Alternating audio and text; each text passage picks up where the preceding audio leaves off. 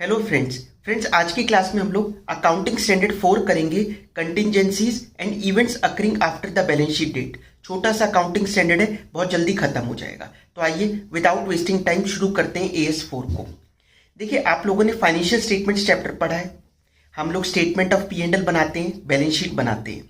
तो हम लोग P&L में अपना प्रॉफिट दिखाते हैं, कितना प्रॉफिट हुआ इस साल का, और बैलेंस शीट में दिखाते हैं हमारी असेट्स की ये पोजीशन है, बैलेंस शीट डेट पर लाइबिलिटीज की ये पोजीशन है। लेकिन क्या हो सकता है कि आपको कोई ऐसी सिचुएशन हो या कोई ऐसी कंडीशन हो जिसकी वजह से जो आप फिगर्स दिखा रहे हो फाइनेंशियल स्टेटमेंट्स में उस पर इंपैक्ट पड़ सकता है। आपने प्रॉफिट दिखाया, नेट प्रॉफिट इतना, मतलब 10 करोड़ रुपए का हमारा नेट प्रॉफिट है, लेकिन आपको कहीं ना कहीं बैक ऑफ द माइंड पता है कि ये जो प्रॉफिट है इस पर इंपैक्ट पड़ सकता है, क्योंकि हम एक ऐसी दुविधा में फंसे हुए हैं। क्या दुविधा हो सकती है? जैसे कोई इनकम टैक्स की डिमांड आकर खड़ी हुई है कि आपको 70 लाख रुपए पे करने हैं, ठीक है। ये एक सिचुएशन हो सकती है। आपके किसी क्रेडिटर ने आपके ऊपर केस कर रखा है, या आपके किसी कस्टमर ने आपके ऊपर कोई केस कर रखा है। कस्टमर केस कैसे कर सकता है? जैसे आपने कोई प्रोडक्ट बेचा और वो प्रोडक्ट डिफेक्टिव हो गया, उसकी वजह से उसके घर में दिक्कत हो गई। जैसे आप आयरन बेचते हैं, अगर आप आयरन मैन्युफैक्चर करके बेच रहे हैं, प्रेस जो होती है, आपने बेचा, वहां पर वो प्रोडक्ट बर्स्ट हो गया और उसकी वजह से उसके घर में नुकसान हो गया। उसने आपके अगेंस्ट केस कर दिया कि इन्होंने मेरे को ऐसा पीस बेचा जिससे कि मेरे घर में नुकसान हो गया, कंपनसेशन दो मुझे। तो ये एक ऐसी सिचुएशन है जिसकी वजह से हमारी बैलेंस शीट में जो असेट एंड लायबिलिटी की पोजीशन है या जो प्रॉफिट एंड लॉस की पोजीशन है उस पर इंपैक्ट पड़ सकता है। तो यही क्या कहलाती है? कंटिजेंसीज। कंटिजेंसी क्या है कि फाइनल आउटकम तो नहीं पता क्या होगा, लेकिन अगर वो हमारे फेवर में नहीं हुआ तो उससे हमारी बैलेंस शीट P&L की चीजों पर इंपैक्ट पड़ सकता है, ठीक है। तो इंटरेस्टेड यूजर्स, जितने भी हमारे यूजर्स होते हैं फाइनेंशियल स्टेटमेंट के, जैसे जो इन्वेस्टर्स हैं जिन्होंने हमारी कंपनी में पैसा लगाया है, उनको जरूर ये जानने का हक है कि क्या ये जो बैलेंस शीट P&L में फिगर्स दिखा रहे हैं ये ठीक है, इसके ऊपर किसी चीज का कोई इंपैक्ट नहीं पड़ने वाला, या आपके ऊपर कोई ऐसी भी कोई कंडीशन सिचुएशन है जिससे इनके ऊपर कोई इंपैक्ट पड़े, ठीक है। तो पहले AS4 के हिसाब से कंटिजेंसी की क्या डेफिनेशन है, आइए उसको रीड करते हैं। कंटिजेंसी इज अ कंडीशन और सिचुएशन। वो या तो कोई कंडीशन है या सिचुएशन है existing at the balance sheet date. वो बैलेंस शीट डेट पर होनी चाहिए। बाद में कुछ होता है, देखिए ऐसे तो सबका ही फ्यूचर अनसर्टेन है, ठीक है। अगले पल क्या होगा किसी को भी नहीं पता, उसकी बात नहीं कर रहे, लेकिन बैलेंस शीट डेट पर आपको पता है कि नोटिस आया हुआ ऑलरेडी पड़ा है, तब तो आपको डिस्क्लोज करना चाहिए। तो the ultimate outcome of which gain और लॉस विल बी नोन और डिटरमिन्ड ओनली। क्या होगा, उसका गेन होगा, लॉस होगा, वो बाद में पता चलेगा, डिटरमाइन होगा ऑन द ऑकरेंस और नॉन ऑकरेंस ऑफ वन और मोर फ्यूचर अनसर्टेन इवेंट्स, ठीक है। तो बाद में ही ये चीज पता चलेगी कि उसका क्या फाइनल आउटकम होने वाला है, लेकिन अभी वो कंडीशन या सिचुएशन तो एग्जिस्ट कर रही है। समझ में आई बात? तो सिंपल सी बात है, कंटिजेंसी मतलब कोई सिचुएशन या कंडीशन, ठीक है। आपको आंसर लिखने में ये यूज आएगी दो वर्ड्स, सिचुएशन और कंडीशन, ठीक है। ये जरूर लिखना, AS की डेफिनेशन में ये वर्ड्स यूज है, ठीक है। जो बैलेंस शीट डेट पर एग्जिस्ट कर रहा हो, जिसका फाइनल आउटकम क्या होने वाला है वो अभी हमारे को पता ना हो, ठीक है। Estimates of the outcome and financial effect of contingencies are determined by the judgement of the management. देखिए, एस्टिमेट लगाया जाता है किसके द्वारा? मैनेजमेंट के द्वारा। मैनेजमेंट बैठकर ये डिसाइड करेगी, ठीक है। मैनेजमेंट बैठकर ये सोचेगी कि इसका एस्टिमेट क्या हो सकता है, ठीक है। अनुमान लगाया जाएगा। देखिए, क्या सिचुएशन है उसके ऊपर डिपेंड करेगा। अगर इनकम टैक्स की कोई डिमांड आई हुई है तो किस चीज के लिए उन्होंने डिमांड की है, क्या आपके पास डिफेंड करने के लिए कुछ है या नहीं है। अगर आपको लगता है ये केस वीक है, हम नहीं जीतने वाले, फिर तो आपको प्रोविजन ही बनाना चाहिए, ठीक है। जैसे प्रोविजन फॉर डाउटफुल डेट बनता है, आप लोग 11th से पढ़ते आ रहे हो, provision for doubtful debt, debtors के अगेंस्ट बनाया जाता है कि पैसा डूब सकता है। वही यहां पर है, एक एस्टिमेट बनाया जाता है कि क्या हो सकता है इसका फाइनल आउटकम। अगर लगता है कि अभी हम पढ़ेंगे कि क्या क्या इसकी पॉसिबिलिटीज हैं। It is based on the information available. लेकिन कब तक की इंफॉर्मेशन?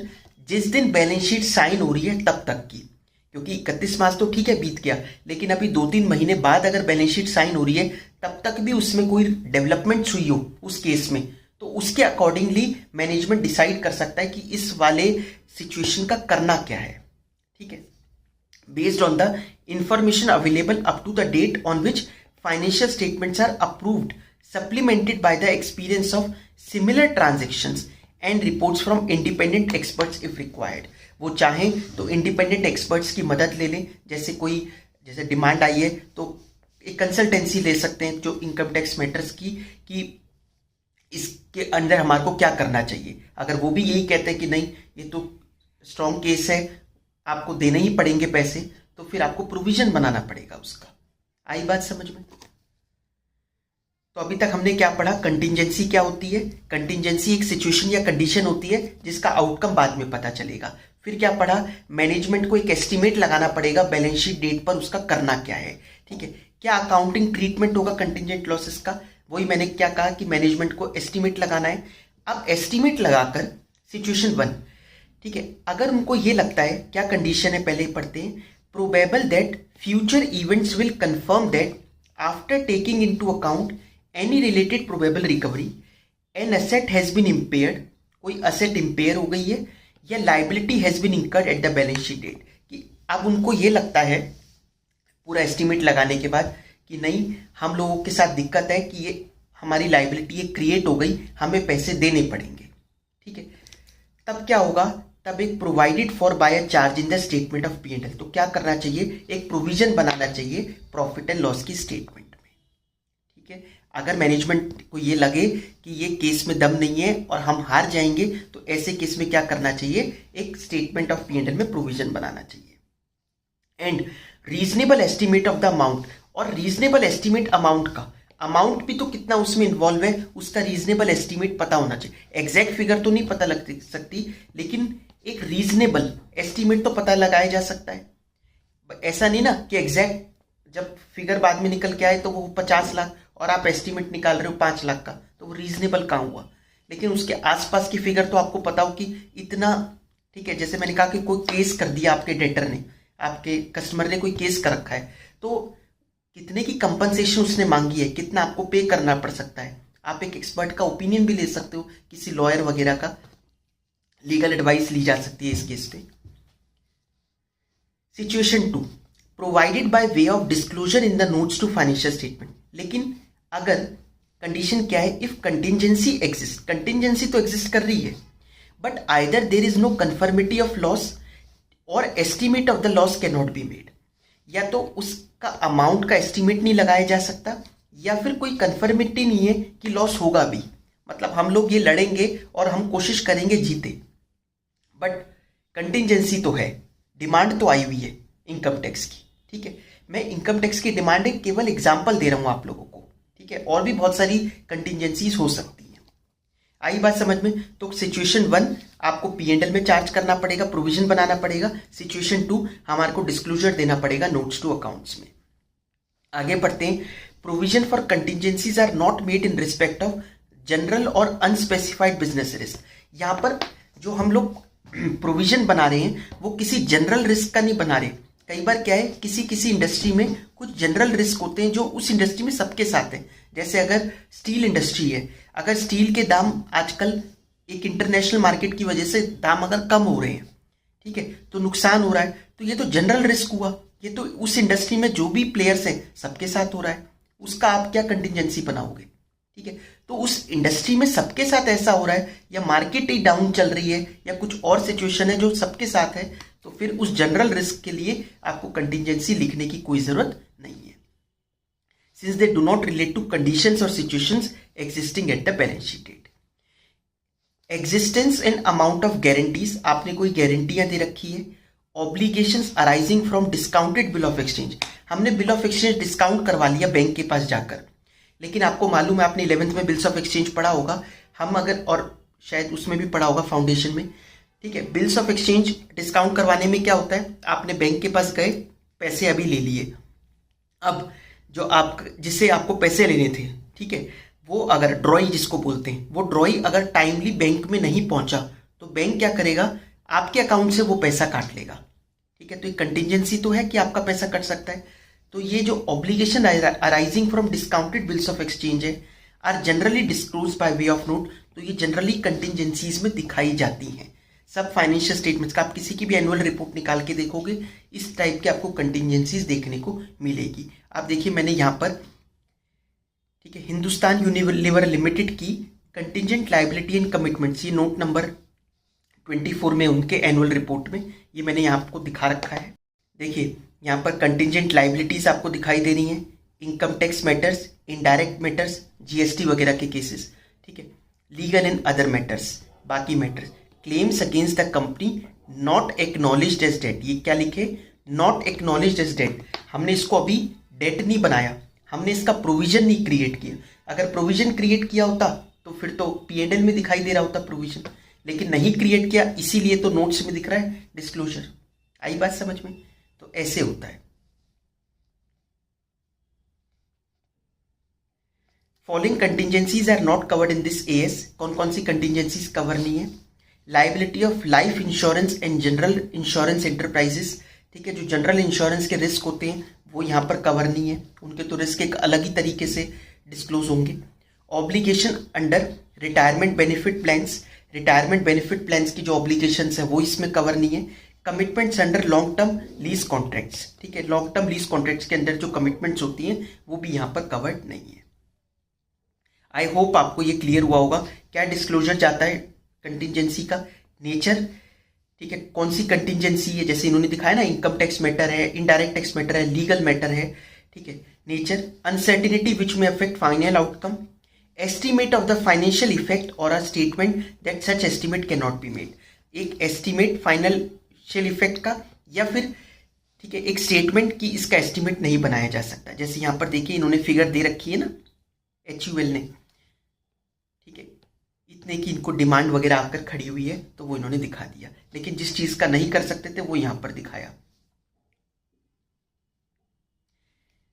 नेक्स्ट है इसमें events occurring after the balance sheet date. तो पहले हमने कंटिजेंसीज पढ़ी, इसके बाद है events occurring after the balance sheet date.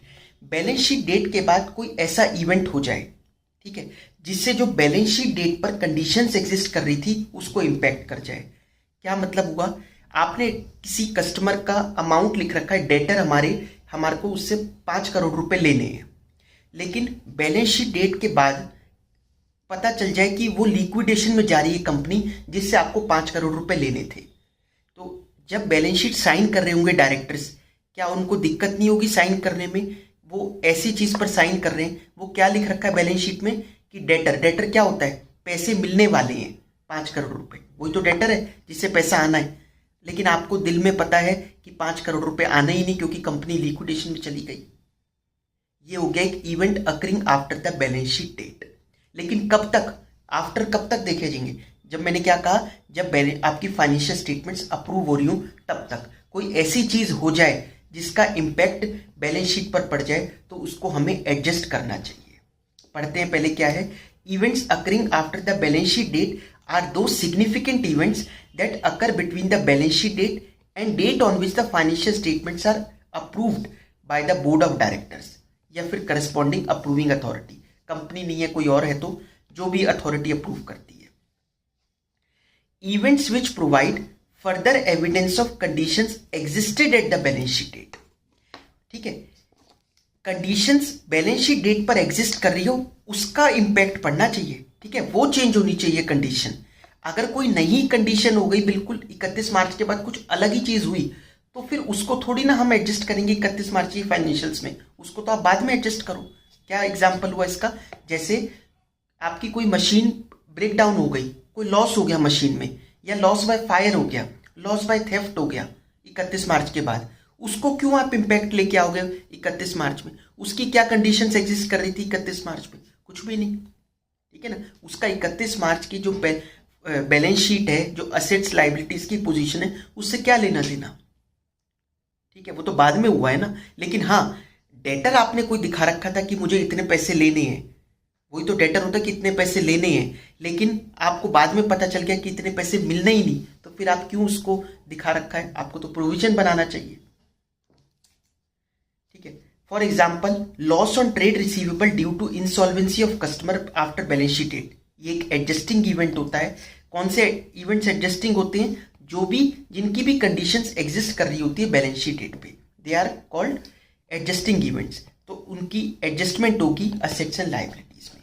लेकिन events which are indicative of conditions that arose subsequent to balance sheet date, जो बैलेंस शीट डेट के बाद हुए, ठीक है। For example fall in the market value of investment, investment की market value गिर गई, तो ये एक नॉन एडजस्टिंग इवेंट है, इसका कोई लेना देना नहीं है, ठीक है। लेकिन फिर भी आपको लगता है ये भी बहुत मटीरियल इंपैक्ट पड़ा इसका, ठीक है, तो ठीक है, आप उसको डिस्क्लोज कर सकते हो। Disclosure in the report of approving authorities made, ठीक है, जो अप्रूविंग अथॉरिटी की रिपोर्ट है, डायरेक्टर्स रिपोर्ट जाती है एनुअल रिपोर्ट में, डायरेक्टर्स रिपोर्ट में आप इसको डिस्क्लोज कर सकते हो, ठीक है। बट ये नॉन एडजस्टिंग इवेंट है, इसका फाइनेंशियल इंपैक्ट कुछ नहीं पड़ेगा आपके, ठीक है, बैलेंस शीट P&L पर। Nature of event, estimate of financial effect और statement that estimate can not be made. क्या बात समझ में आई आपको? Events occurring after the balance sheet date मतलब ऐसे इवेंट्स जिनकी कंडीशंस एग्जिस्ट कर रही हो बैलेंस शीट डेट पर, ठीक है, अगर उसमें कोई चीज चेंज आ रही है तो फिर उसको आपको एडजस्ट करना चाहिए। लेकिन अगर जिसकी कंडीशंस बाद में, ठीक है, जिसकी कंडीशन बैलेंस शीट डेट पर एग्जिस्ट नहीं कर रही थी, उसको आपको एडजस्ट करने की कोई दरकार नहीं है, उसको आप, ठीक है, बाद में ही अगले साल दिखाना। लेकिन फिर भी आपको लगता है बहुत बड़ा इंपैक्ट है तो डायरेक्टर्स रिपोर्ट में उसका स्टेटमेंट लिख सकते हो। Events occurring after the balance sheet date, लेकिन बैलेंस शीट डेट के बाद हुआ तो बाद में, जैसे मैंने दूसरे में कहा कि conditions that arose subsequent to balance sheet date, ठीक है, कंडीशन बैलेंस शीट डेट के बाद अराइज हुई, लेकिन ऐसी कंडीशन अराइज हुई जिससे हमारे गोइंग कंसर्न पर ही इंपैक्ट पड़ गया, हमारी तो कंपनी बंद करने की कगार पर आ गई, तो क्या उसको एडजस्ट नहीं करना चाहिए? तो वो तो एक एक्सेप्शनल केस हो गया, उसको तो आपको करना ही चाहिए। जैसे आप जो भी ये बिजनेस कर रहे थे, ठीक है, अभी आप मैं एक एग्जांपल लेता हूँ, दिल्ली एनसीआर में तो क्रैकर्स को, ठीक है, क्रैकर्स के लिए मनाही है, ठीक है, बैन है। लेकिन अगर कोई और स्टेट गवर्नमेंट भी ऐसा कर दे, ठीक है, तो कोई ऐसी कंपनी हो जो पटाखे बनाती हो और जैसे तेलंगाना है, तेलंगाना की गवर्नमेंट डिसाइड करे कि अब से पटाखे जलाना, पटाखे बनाना, ये सब बैन है यहाँ पर, तो आपकी कंपनी तो गोइंग कंसर्न ही नहीं रही, ठीक है।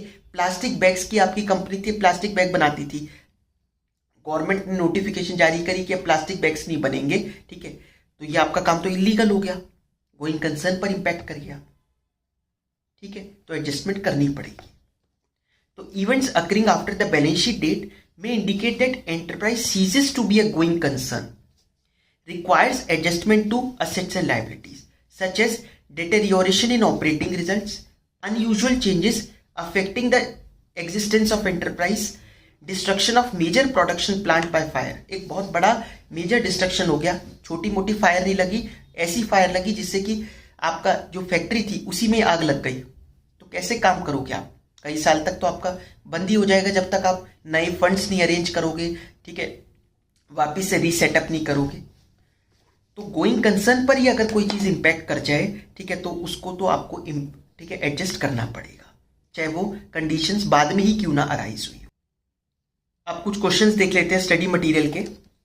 इन X company limited, theft of cash of ₹5 lakh by the cashier in January 2021 was detected only in May 2021.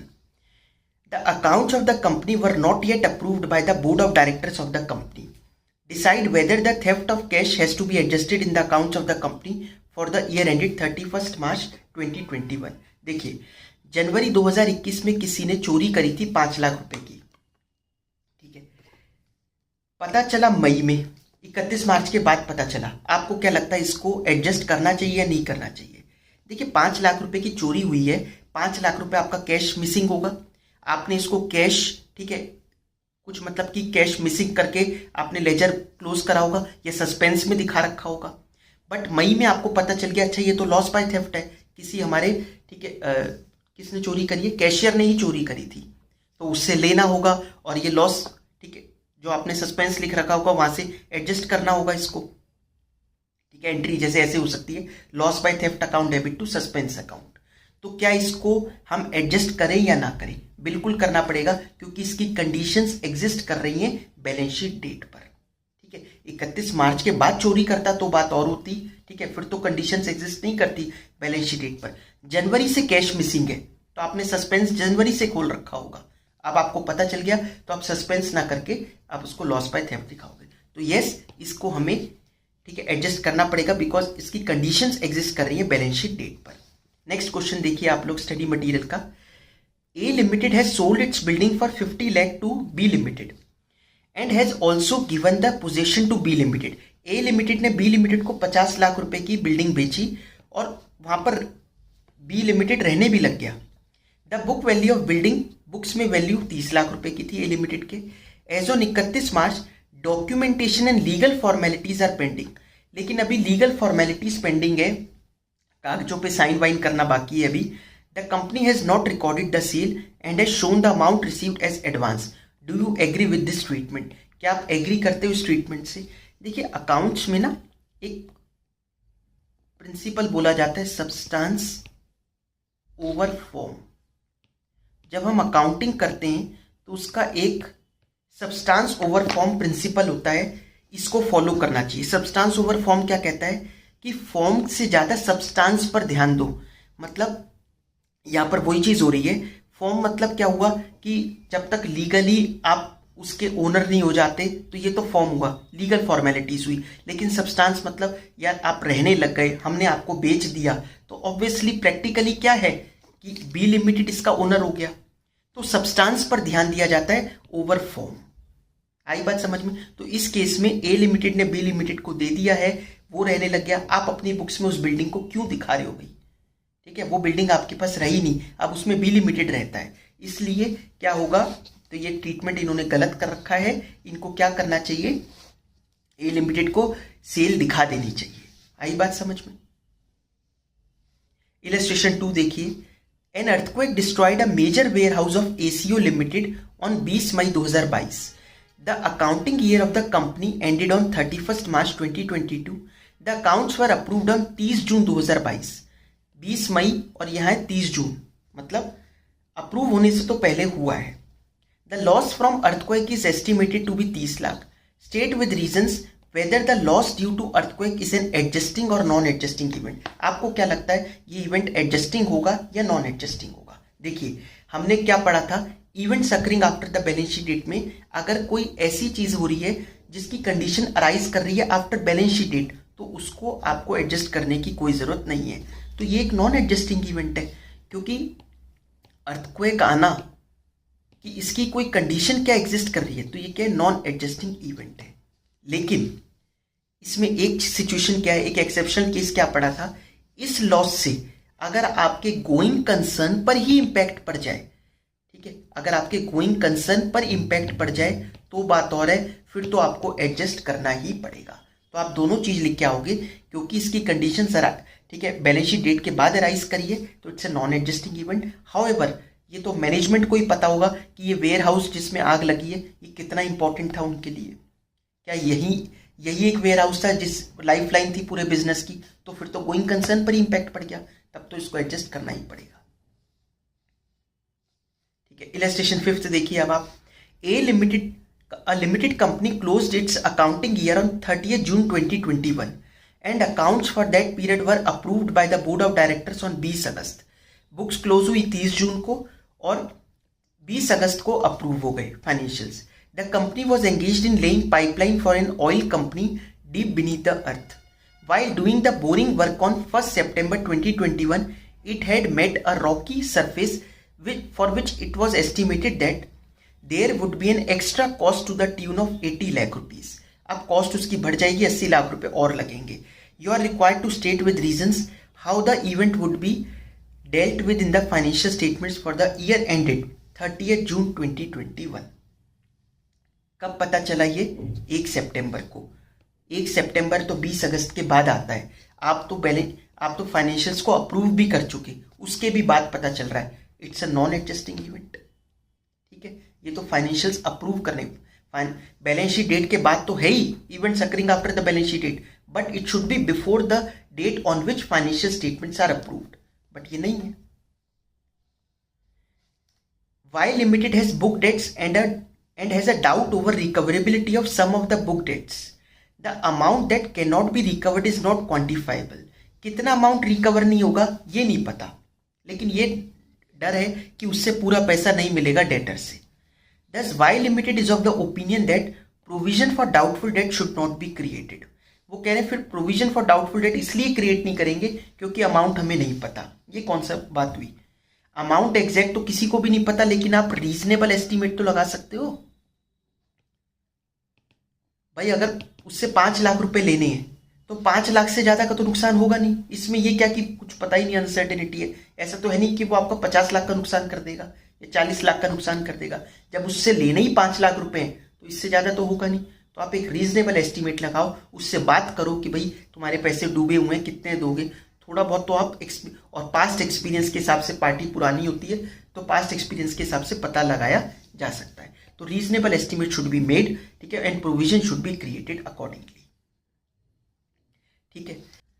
During the year 2021-22, Raj limited was sued by a competitor for 15 lakh for infringement of a trademark, ठीक है। उसके against case करा था किसी competitor ने। Based on the advice of the company's legal counsel, Raj limited provided for a sum of 10 lakh in the financial statements for the year ended 31 March 2022। और उन्होंने वही लीगल एडवाइस ली और लीगल एडवाइस लेकर 10 लाख रुपए का प्रोविजन बुक्स में create कर लिया कि पैसे जा सकते हैं। केस में दम नहीं होगा, ठीक है, मतलब हम डिफेंड नहीं कर पा रहे केस को। On 18th May 2022 the court decided in favour of the party alleging that infringement of the trademark and order Raj limited to pay the aggrieved party a sum of 14 lakh rupees. और 18 मई को decision सुना दिया court ने, कहा आपको 14 lakh rupees देने पड़ेंगे। Financial statements बने थे 30 अप्रैल को और अप्रूव हुए 30 मई को। बताइए क्या इसको ये एडजस्टमेंट करनी चाहिए? 100% इसकी एडजस्टमेंट करनी चाहिए। क्यों? क्योंकि आप ये जो कब करा था, ड्यूरिंग द ईयर 21-22, पुराना केस है। पुराने केस के डिसीजन आ गया फाइनेंशियल स्टेटमेंट्स अप्रूव होने से पहले, तो इससे ज्यादा और क्या एडजस्टिंग इवेंट होगा, ठीक है। और आपने तो खुद ही प्रोविजन बना रखा है 10 लाख का, तो 10 लाख की जगह इसको एडजस्टमेंट करके आप कितना कर दोगे? 14 लाख, क्योंकि आप बैलेंस शीट साइन होने से पहले पता चल गया 10 लाख नहीं 14 लाख जाने वाले हैं इस केस के। और पुरानी कंडीशंस जो एग्जिस्ट कर रही है बैलेंस शीट रेट पे, उससे ही रिलेटेड है। कोई नया केस तो निकल कर नहीं आया ये, ठीक है। तो ये हमें एडजस्ट करना चाहिए। तो ये हम लोगों ने contingencies and events occurring after the balance sheet date, ये वाला AS कंप्लीट कर लिया। स्टडी मटेरियल के क्वेश्चंस करके देख लिए। Thank you so much.